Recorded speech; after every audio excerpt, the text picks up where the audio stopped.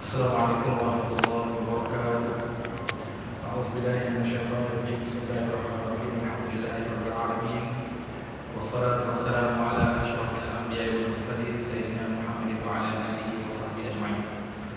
Rabbi shrah li sadri wa yassir li amri wahlul 'uqdatam min lisani yafqahu qawli. Allahumma iftah 'alaina hikmaka wa anshur 'alaina min khazain rahmatika ya arhamar rahimin. Rabbi yassir wa la tu'assir, Rabbi atmim bil khair, walhamdulillahirabbil alamin. Muslimin muslimat, hadirin hadirat sidang pendengar yang dirahmati Allah sekalian, alhamdulillah, syukur kepada Allah Subhanahu wa taala. Kita bertemukan dalam siri kuliah subuh edisi khas Best Ramadan 2014 Hijrah, anjuran Masjid Bukit Indah Hampar. Ini julung-julung kali saya bertemu dalam siri kuliah subuh ini. Jika ni tahun lepas ada bulan subuh, ada ke? Kenapa tak jemput kita? Baik, alhamdulillah. Sepatutnya biasanya saya menemani tuan-tuan perempuan pada hari Ahad minggu yang ketiga kuliah maghrib. Tapi kita beri laluan kepada para ustaz daripada luar mungkin sebab Ramadan ni tuan-tuan kena faham. Kuala Lumpur, pinggir bandar Kuala Lumpur menjadi tumpuan para asatizah kita. Ustaz-ustaz kita daripada luar, contoh daripada Kedah, daripada Kelantan, daripada Pulau Pinang, yang mana mereka datang bertumpu, berkampung, berpusat di Kuala Lumpur, di tinggi bandar Kuala Lumpur ini untuk menyampaikan tazkirah ceramah bersambil dengan mereka mungkin mengutip sedikit sumbangan ataupun membuka peluang kita untuk beramal jariah. Kadang-kadang ada ustaz-ustaz kita yang ada sekolah pondok, yang ada sekolah-sekolah agama, sekolah-sekolah hafiz Al-Quran di sebelah-sebelah Kedah sana, belah-belah Perlis mungkin sana, belah-belah Terengganu, Kelantan, Pahang dan sebagainya, yang memerlukan kepada perhatian dan sumbangan daripada kita. Maklumlah tuan-tuan yang khususnya di Bukit Indah ni, nama je Bukit Indah, sebenarnya Bukit Mas, orang kaya-kaya tu lagi. Jadi menjadi tumpuan. Jadi oleh kerana itu slot saya pada hari Ahad minggu yang ketiga maghrib, kita beri laluan kepada para asatizah yang lain. Walau bagaimanapun, untuk tidak menghampakan peminat-peminat saya di sini, nama tak kasih berhenti pula. Maknanya tuan-tuan di sini lah tuarian bulanan kita, mereka gantikan, tak berterpaksa gantikan slot ini dengan kuliah subuh pada hari ini. Alhamdulillah hari ini sudah masuk berapa Ramadan tuan-tuan? 21 Ramadan. Bermakna berapa hari lagi nak raya? Tak hari lagi kira. Alhamdulillah. Baik. Bermakna kita sudah masuk pada 10 malam yang Allah Subhanahu wa taala janjikan itqun minan nar, pelepasan daripada api neraka. Saya tidak bercadang untuk membahaskan fasa-fasa Ramadan pada kali ini. Cuma sekali imbaslah supaya memberikan kepada kita sedikit ruang untuk muhasabah diri mungkin. Kita sudah pun masuk kepada penggalian ketiga. Ramadan ini sebagai bulanannya tuan-tuan sudah pun sangat memaklumi hal ini. 10 malam yang pertama itu maknanya semester yang pertama, penggalian pertama 10 hari itu dipanggil awal rahmah. Kemudian yang kedua itu awsaful maghfirah. 10 hari yang kedua yang kita panggil penggalian kedua, semester yang kedua, iaitu kita panggil ruang pengampunan dosa daripada Allah SWT kepada hamba-Nya. Yang ketiga ini maknanya diberikan kesempatan digugurkan nama-nama orang yang mungkin sudah ada dalam neraka, senarai menunggu masuk neraka, dihapuskan di situ, kemudian ditransferkan. Tak kira lah ditransfer ke guna online ke, guna manual ke, tapi tidak ada lagi nama itu termasuk dalam ahli-ahli neraka, insya-Allah. Cuma kita nak beri sedikit pemahaman, mungkin sedikit pengetahuan, input tuan-tuan dan puan-puan. Rugi benar kita ni, rugi sangat kalau kita dah habis 10 yang pertama tetapi tidak mendapat rahmat daripada Allah Subhanahu Wa Taala. Rugi kita meninggalkan 10 yang kedua. Maknanya penggalian kedua yang kita baru tinggal sehari 2 hari yang lepas. Rugi kalau kita masuk dalam sesi penggalian ketiga ini masih membawa dosa itu pula dosa yang menggunung tinggi pada Allah Subhanahu Wa Taala. Patutnya bila kita dah keluar daripada ruang 10 yang kedua ni, maknanya tak ada dosa lah patutnya Ya, Allah janji nak ampun dosa. Innallaha ghafurur rahim. Allah tu Maha Pengampun lagi Maha Penyayang. Makna tunggu masa untuk kita declare dosa kita, kemudian kita mengaku pada Allah yang kita ada dosa, taubat pada Allah atas dosa yang kita buat, insya-Allah kena syarat dan juga rukun-rukun taubatnya. Wajib benda-benda yang perlu dibuat ketika bertaubat, kita laksana benda tu, insya-Allah Allah memang mengampun. Tapi sangat rugi kalau kita keluar daripada ruang pengampunan Allah ini masih ada daki-daki dosa pada kita. Seumpama gini tuan-tuan, nak bagi faham. Seumpama gini, kita pergi kenduri. Ni kenduri hang luar Ramadan lah. Kenduri walimah ke, kenduri akikah ke, kenduri bersyukuran ke, tahlil arwah ke, kenduri lah. Tak biasa ada makan. Kita pergi kenduri kahwin sebagai contoh, kenduri walimah. Alangkah ruginya kita kalau kita balik daripada kenduri perut masih lapar.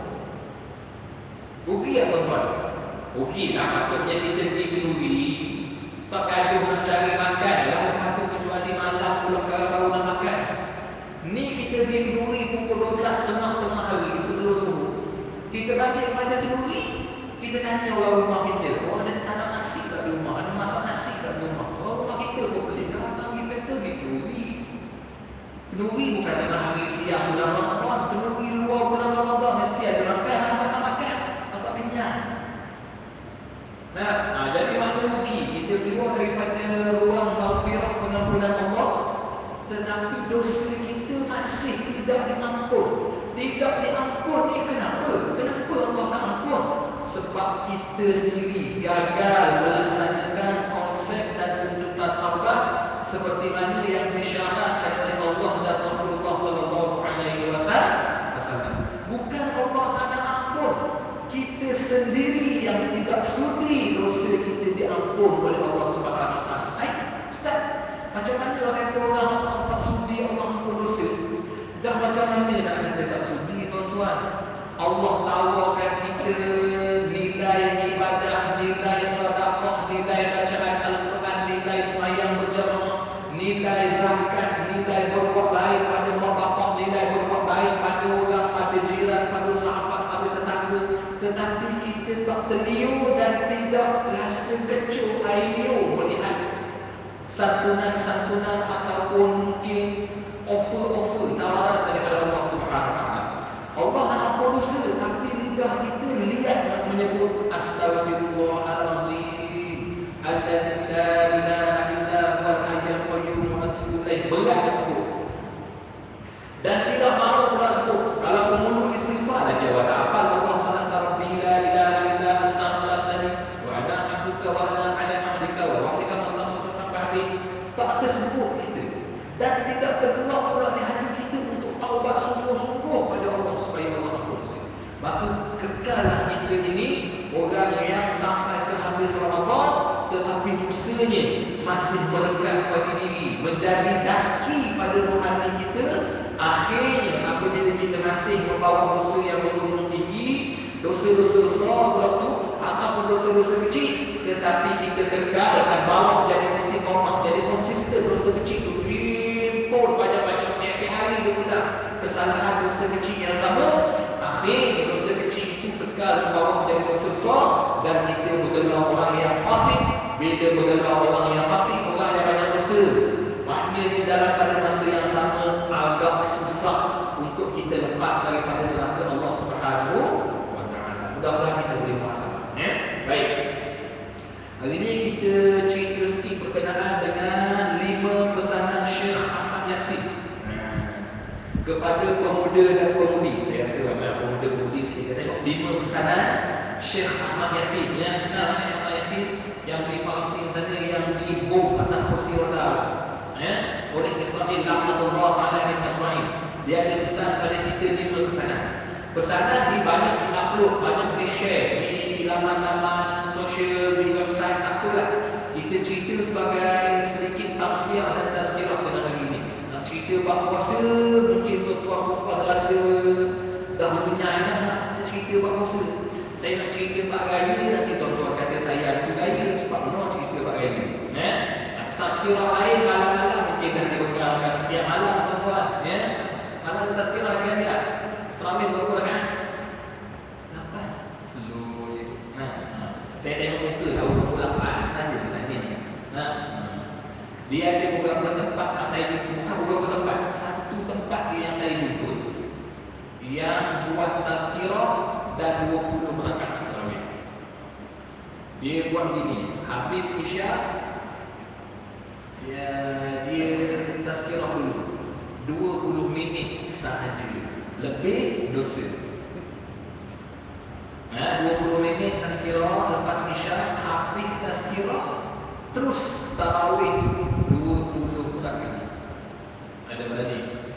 Dah. Apa Ustaz, saya tunggu dulu dah, insya-Allah. Itu di surau Taman Permata. Tahu Taman Permata? Dekat dengan zoo, bukan dalam zoo. Dalam zoo panda ada 2 ekor. Ambil dekat berdekatan dengan Melawati, dekat dengan zoo lah. Sana dia buat tarawih 20 tazkirah 20 minit. Sampai pada rakaat yang ke-8 tu imam dia beri masa lama sikit, tidak lama lah, rehat sikit saja. Mungkin untuk memberi laluan pada yang nak keluar, habis nak keluar, kemudian nak susun soft yang baru, kemudian yang nak minum, yang nak makan. Tapi mereka bersungguh-sungguh tuan-tuan. Taman Permata ni kalau nak kira average umur dengan tuan-tuan, jauh muda dan belia tuan-tuan. Tuan-tuan muda-muda. Kalau saya nampak tunggu sikit ajaran ni seorang, tak apa nak buat. Pak lain nampak muda belia belaka. Macam tahu akibatnya semata. Muda cerah mata. Sana mungkin banyak usaha. Jadi dia nak dapat juga 20. Bekalan dia pun hebat juga. Dengan handuk kelasnya, dengan Red Bullnya, dengan karipapnya, kuih koci. Nasi biryani dia tak ada. Jadi 8 tu habis orang ambil rumah tu dia pun minum. Kalau kamu ada minum. Tapi tak suruh kan. Wa tasawwadu fa inna khairaz zadi taqwa. Apa juga cara kita mencarikan. Tak kira kalau di sini buat 8 pun ala kulli hal jalan. 8 tu 20 pun masing-masing ada tempat di sisi Allah Subhanahu wa taala. Hak teruk ni hak tak ada 8 20 pun tak ada. Makna tak buat langsung. Itu hak teruk. Baik. Kita tengok 5 pesanan Syekh Ahmad Yasin kepada pemuda-pemudi kepada kita lah. Bismillahirrahmanirrahim. Yang pertama, dipanggil kita dengan panggilan wahai anak-anakku. Telah tiba saatnya kita kembali kepada Allah Subhanahu wa taala dengan meninggalkan berbagai keseronokan dan kealpaan kehidupan dan menyingkirkannya jauh daripada kehidupan kita.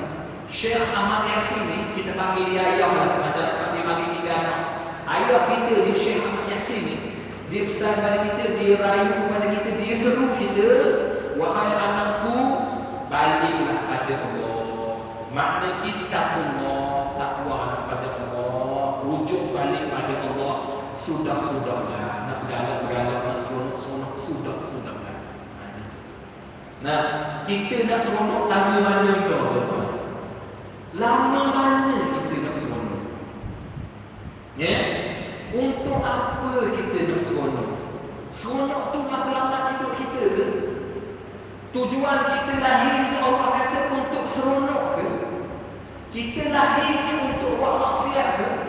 Kita lahir ni kerja tak dalam pagi tak siang malam saja ke? Kerja nak main-main seronok jalan, memang atas jalan saja ke? Ataupun Allah firman wa ma khalaqtul jinna wal insa illa liya'budun, untuk ibadah kepada Allah. Tapi bukan makna bila kita baca ayat tu Ustaz akan ibadah saja. Jangan salah faham. Ayat wa ma khalaqul jinna wal insa illa liya'budun, kata Allah putus kita, cipta kita untuk ibadah kepada Allah, bukan bermaksud berhenti kerja, berhenti sekolah, pakat pikul putih air semasa basuh, meriuk belaka duduk di masjid 24 jam tak balik-balik, bukan. Maksud yang hudud ibadah kepada Allah tu, kita boleh kerja, tapi kerja seperti mana yang syarak suruh. Aurat tutup, semayang kena berhenti, semayang dulu. Gaji pastikan berkat, jangan curi bulan, jangan buang masa. Itu maknanya kerja yang betul tu. Bukan makna berhenti kerja, pakai iktikaf di masjid itu tak kena, nafsi itu tak kena. Maknanya kalau kita belajar, silakan belajar. Awak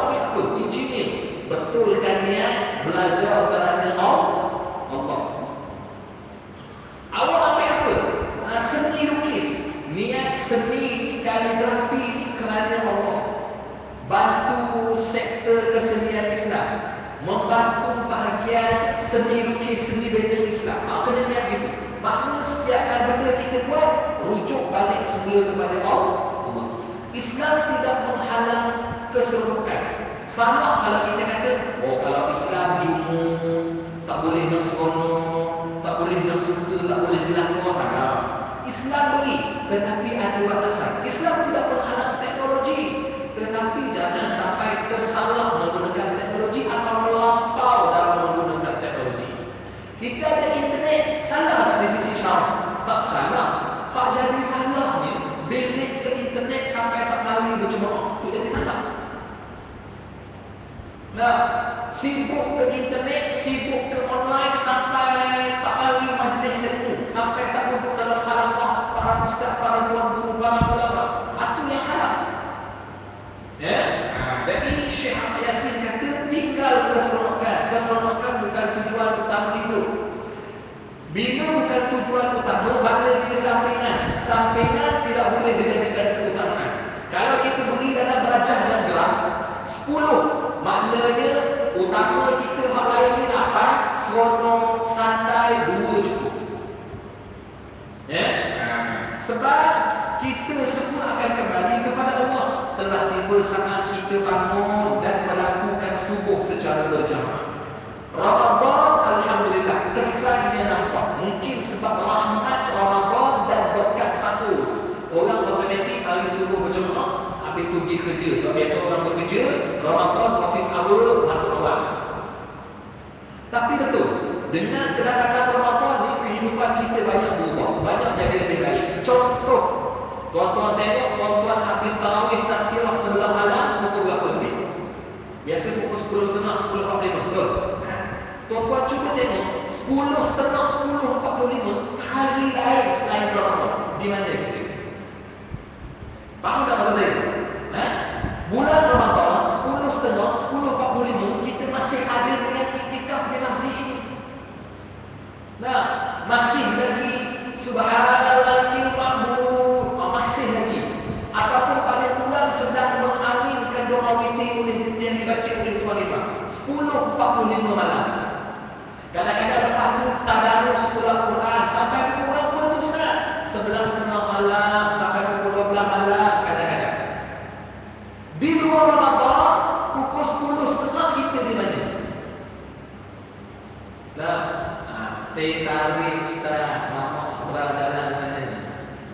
Nah, tengah bersantai bersama keluarga, WWE Championship. Nah, tengah tengok Gusti 10.45. Nah, tengah panas komen Facebook ni, tengah gaduh isu panas ni. Nah, tengah duk naik orang dengan keyboard. Tapi 10.30 Ramadan malam orang mengatas speech. Subhanallah, subhanallah, subhanallah, la ilaha illallah. Rahmat. Mudah-mudahan kekal begitu sampai habis. Kalau tidak sampai jejak 10.30 pun dapat pukul 9.30, pukul 10 kita masih konsisten pada ibadat cukup.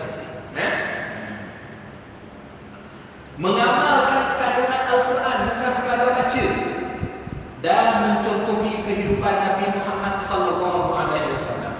Pesanan yang pertama ada beberapa poin penting. Tinggalkan keseronokan, lazimkan subuh berjamaah, banyak baca Quran dan amalkan kandungan Al-Quran.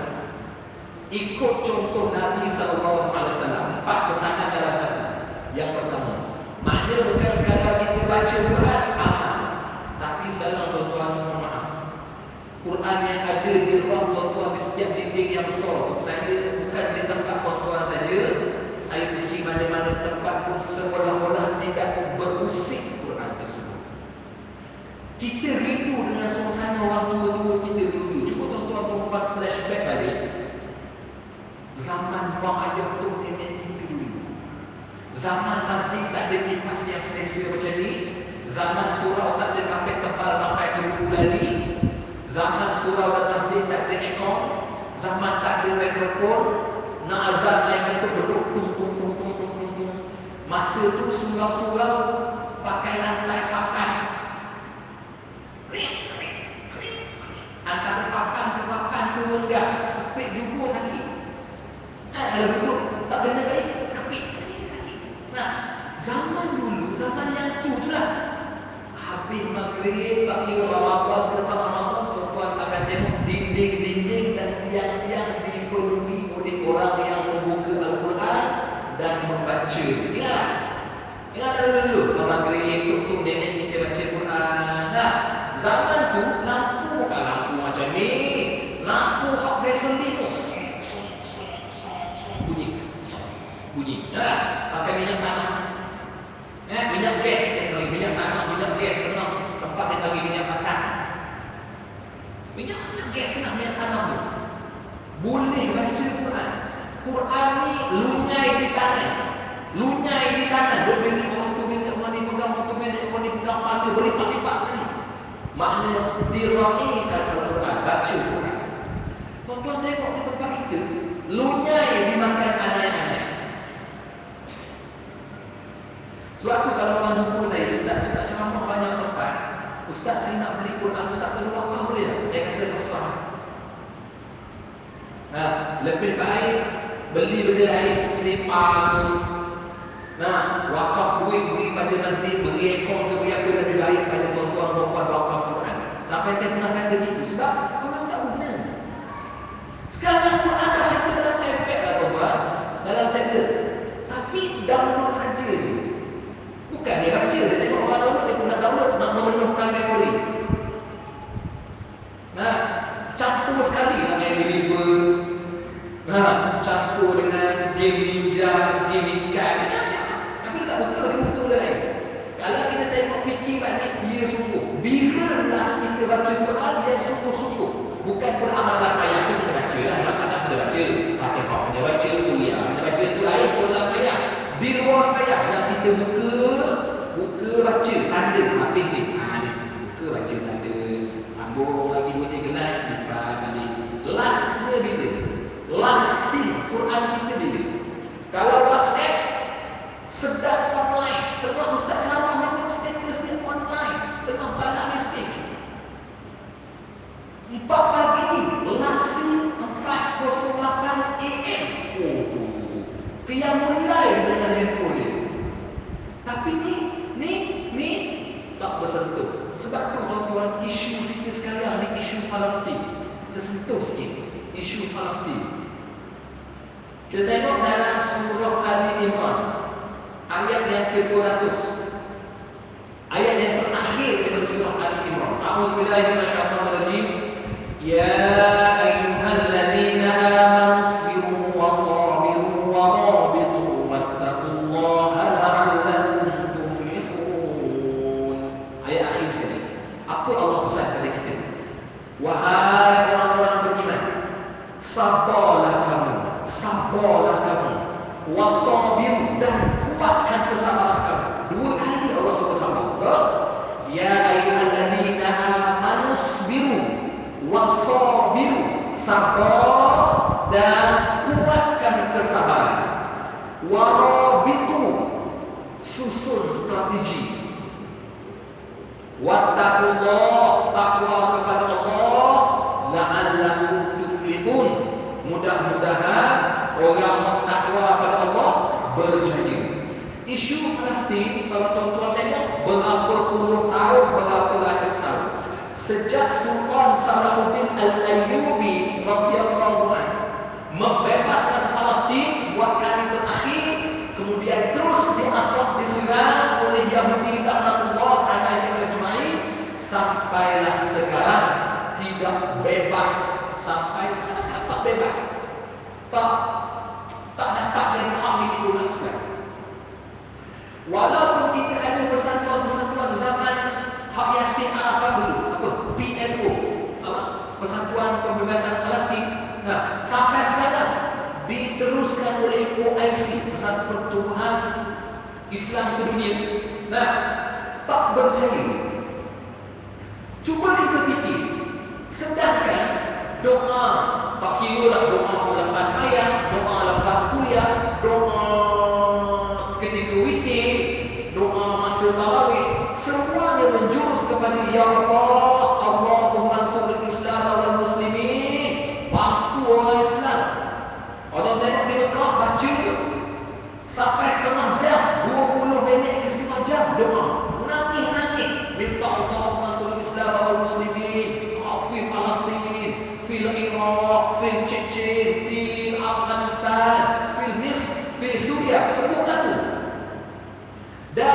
baca tu pula bukan jalan-jalan dan tempat dia, bukan jalan-jalan. Imam Mekah baca di Kaabah, Imam Madinah baca di Raudhah di Masjid Nabawi. Pernah tak kita fikir seolah-olah, dengan izin saya guna perkataan seolah-olah tak makbul doa kita. Kalau imam masih mengindah baca, kita kata tak makbul. Imam akan kenyang doa tu. Nah, ataupun tak ikhlas tu mungkin. Ni Imam Mekah. Doa tempat hafalan mustajab. Tak makbul tuan-tuan. Bukan sehari doa, dah puluh tahun doa. Apa sebab? Nah, sebab tu Allah kata warabitu, strategi. Kita sabar dah sabar. Betul. Ikhwanul muslimin di Mesir cukup sabar. Sabar sampai Presiden Mursi dibunuh. Sabar lagi. Pendek kata amanus biru wasrabiru tu memang buat sabar. Tapi tan warabitu tu tak jadi. Tan strategi. Apa maksud saya tan strategi itu? Kita tak tolong agama Allah sungguh-sungguh. Kita cuma tolong penganut agama Allah. Allah kata inna surullah yansurkum wa yusabbit aqdamakum. Kamu kena tolong agama Allah, tolong syariat Allah, tolong daulahkan sistem Allah.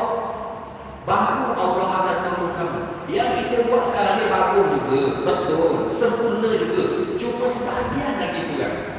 Kita tolong orang Palestin, dalam pada masa yang sama kita tak zahirkan syariat Islam.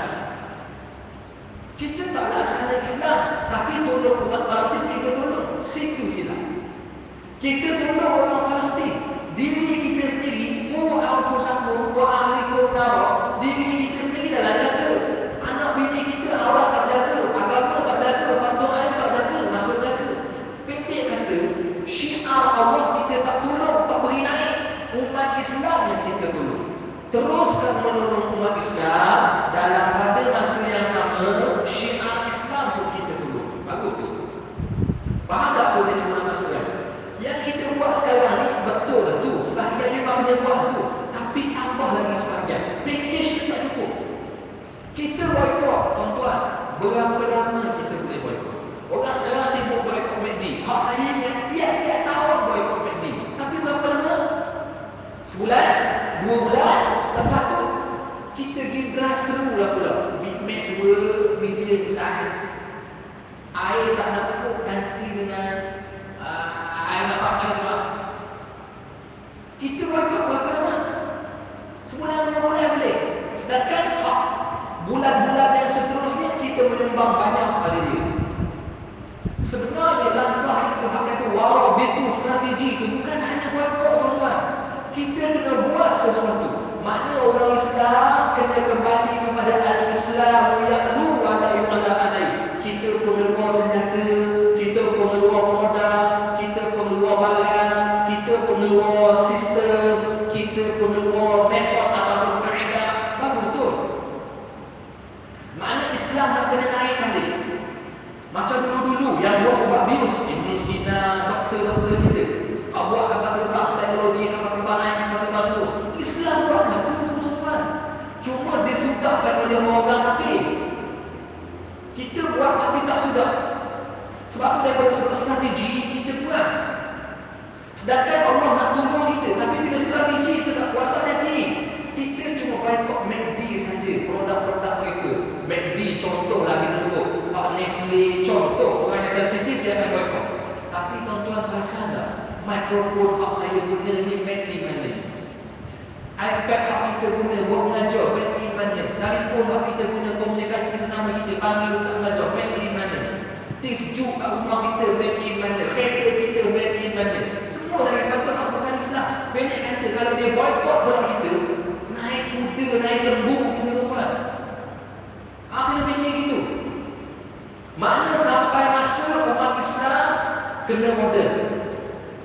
Seorang hafiz yang boleh memandu kapal terbang, seorang hafiz yang menjadi doktor, seorang hafiz yang menjadi guru, seorang hafiz yang semestinya boleh menjadi imam, seorang hafiz, seorang jurutera, juru bina, juru pandu, segala bagai.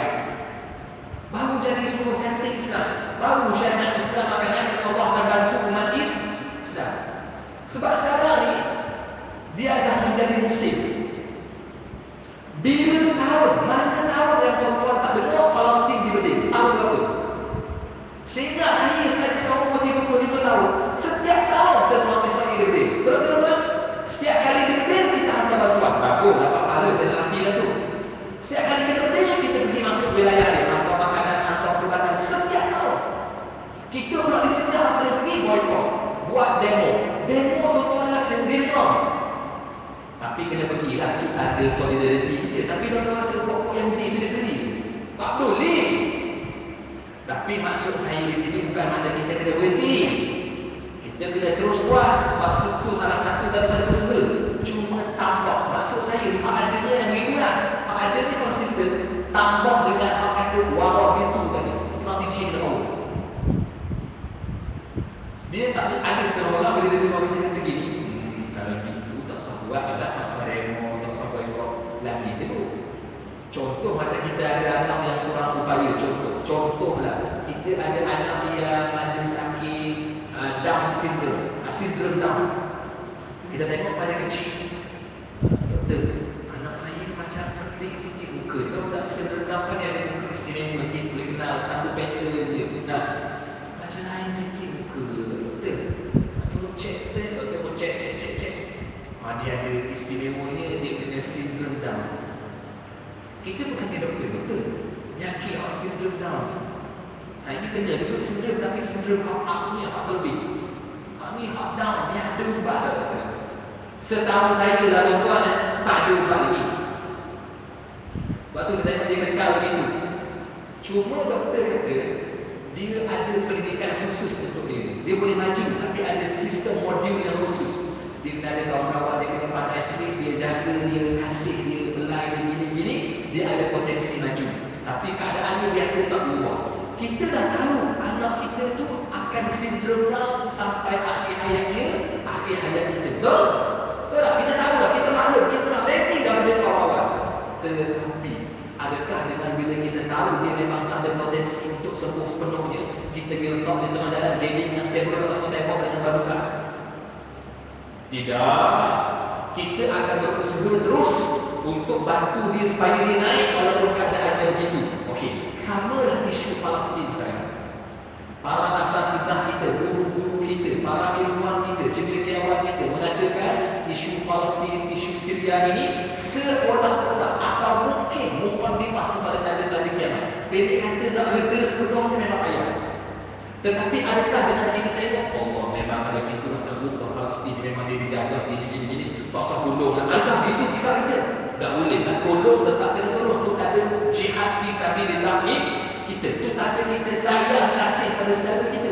Tapi tak cukup dengan ada kita sedekah belang, sedekah duit, sedekah ringgit saja, tak cukup. Kena tolong. Kalau Allah lah pada masa sama syariat kita kena berkasa. Anak bini kita kena jaga. Hak mana lagi, hak mana jantan. Buat bagi semayang subuh berjamaah. Buat bagi semayang mantu fardu lain berjamaah. Bagi rumah kuliah. Penuhkan masjid. Penuhkan sedekah. Syariat Allah kita bantu. Laksana hukum-hukum Allah dalam pindah kasih. Hak sabar-sabar, hak betul-betul. Jadi baru cantik. Baru comel. Baru betul. Baru Allah memberikan bantuan dan pertolongan. Kita cuma tolong penganut agama Allah. Tapi kita tak tunjuk syiar agama Allah. Beri salam, kita tak mahu. Malu beri salam. Sedangkan salam itu syiar. Benda-benda itu. Kecil Ustaz, bukan masalah kecil. Semua orang buat, kita insya. Nah, sebab itu Allah uji kita dengan masalah, dengan ujian. Bukan bermakna Allah uji kita. Allah menarik perhatian kita supaya berfikir, supaya kembali menilai dan bermuhasabah. Mungkin ada benda yang sudah dan sedang kita terlepas pandang menyebabkan akhirnya kerugian melanda umat Islam. Satu lagi lah, kalau kita habis semua ni tak ada. Kita sampai Ramadan ke-4 lah.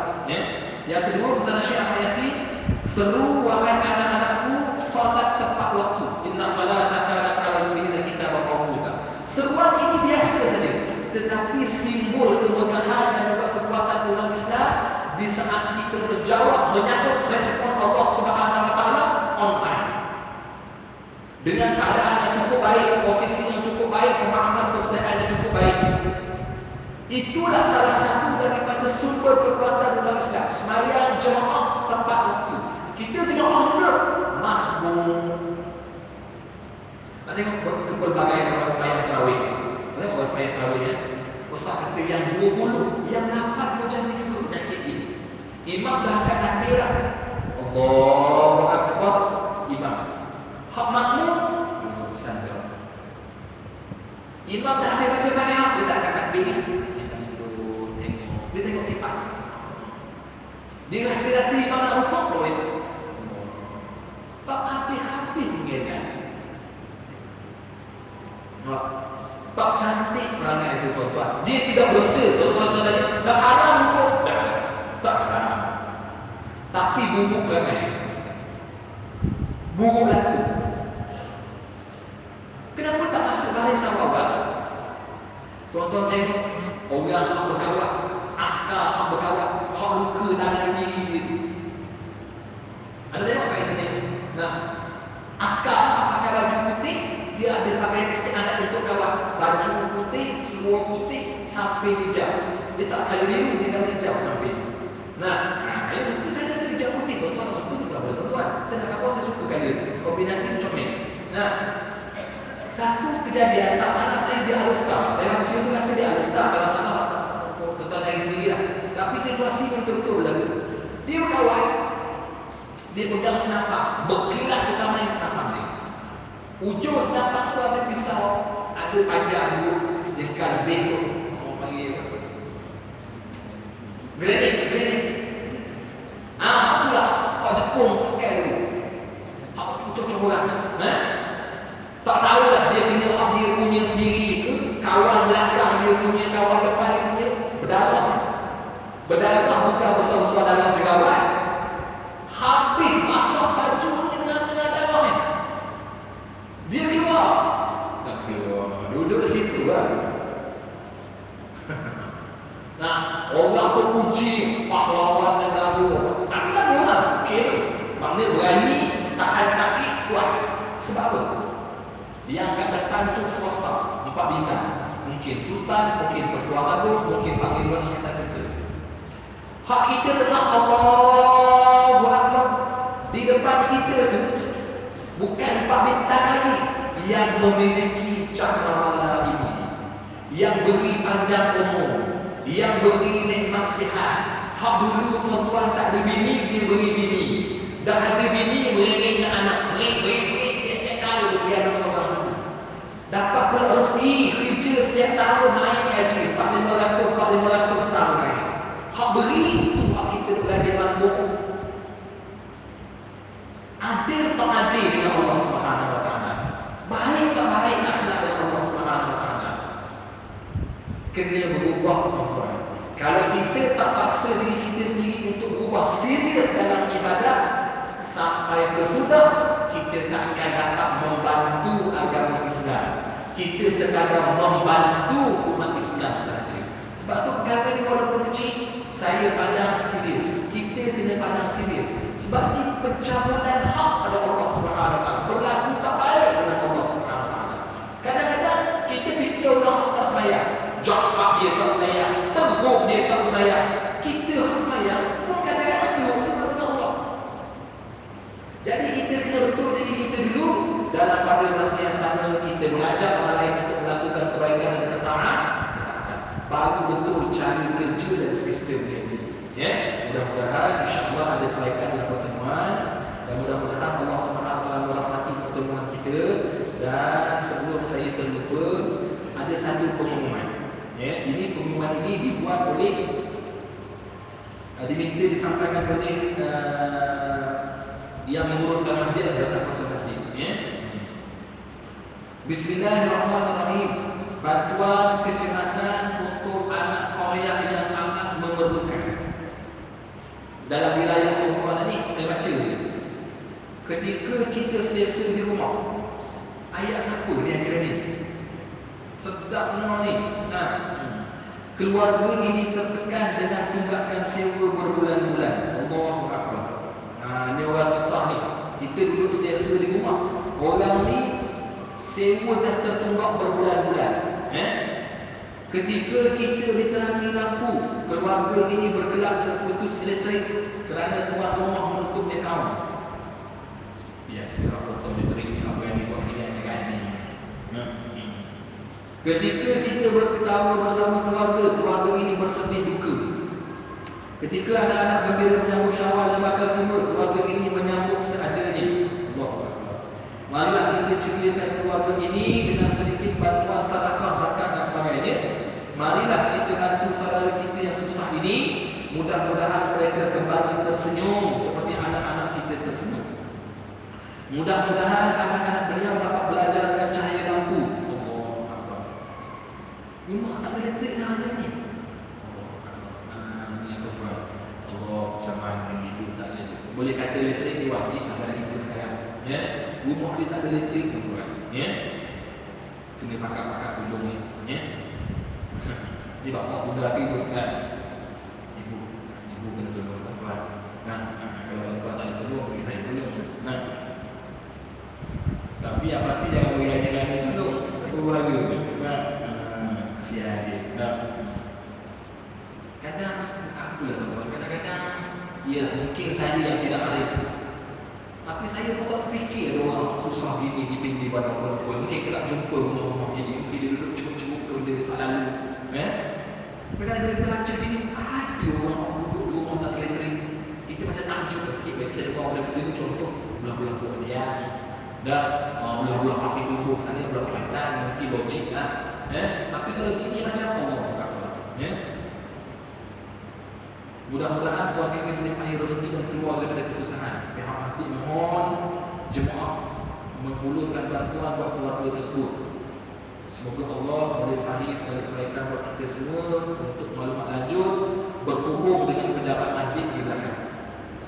Bentas dia tak ni? Bentas dia ada. Kita tak letak lah.